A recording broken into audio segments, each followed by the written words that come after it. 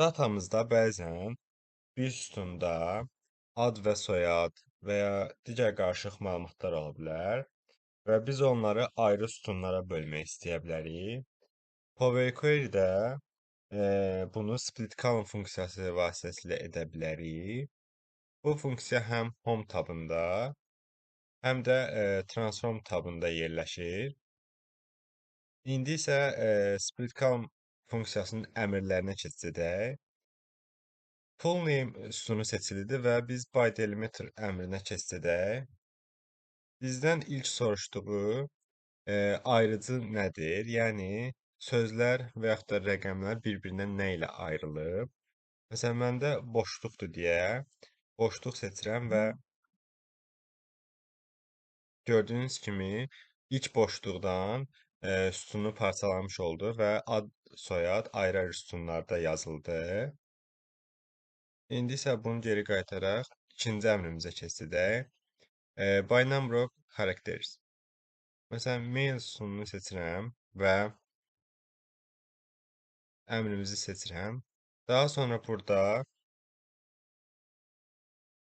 3 yazıram. 3 yox, məsələn, 3 yazıram və istəyirəm sağ tərəfdən bölsün. Bu isə birincini seçsək, sol tərəfdən 3 dənəsini ayıracaq. Sağ, right seçsəm sağ tərəfdən, repeatedly seçsəmsə, soldan başlayaraq 3-3 bölməyə gedəcək və bitənə qədər davam edəcək. Sağdan 3 seçdiyimə görə və bu şəkildə parçalayır və nöqtəni də təbii ki, nəzərə alır. Daha sonra bunu geri qaytarıram. Və by positions var.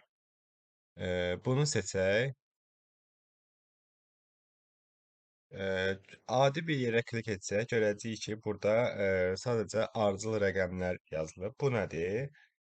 Sadəcə bizdən ayırmaq istədiyimiz hərflərin yerini sadəcə soruşur. Məsələn, 1, 3 və 5 yazıram. Daha sonra gördüyünüz kimi bu şəkildə ayırmış olur. Biz ilk öncə 1 yazdıq. Ona görə də birinci F hərfini silir. Ondan sonraki hissədə isə 3 yazmışdıq. Gördüyünüz kimi A üçüncü hərfdir və 3-dən sonraki hissəni kəsir. Daha sonra 5 yazmışdıq. Nöqtə burada 5-ci yerdə idi. 5-dən sonraki hissəni də kəsir və gördüyünüz kimi bu hissə bütöv qalır. Əgər biz orada ardıcılığı davam etdirsəydik, bu hissələr də parçalanacaqdı. İndi isə keçəcək növbəti əmrə. Lowercase to uppercase. Tax sütununu seçək və əmrimizi icra edək. Bu nədir? Kiçik hərfdən böyük hərfə keçən zaman həmin sütunları parçalayır. Və burada əsas şərtlərdən biri odur ki, məsələn, burada Power BI ayrı yazılsaydı, bunu görməyəcəkdik. Sadəcə bitişik olmalıdır. Məsələn, burada niyə yoxdur? Çünki nöqtə vergülü saymır. Sözlər bitişik olsaydı böləcəkdi. Sadəcə sözlər bitişik deyil deyə null verib. Əksini yoxlasaq, uppercase to lowercase. Gördüyünüz kimi böyük hərfdən kiçik hərfə keçən zaman parçalayır. Burada isə hamısı böyükdür deyə olmur. Python-da bölür və digərlərində eyni qaydada. Daha sonra bizdə digit to non-digit var. Yəni rəqəmdən hərfə keçən zaman gördüyünüz kimi rəqəmdən hərfə keçən zaman bölür. Əksində isə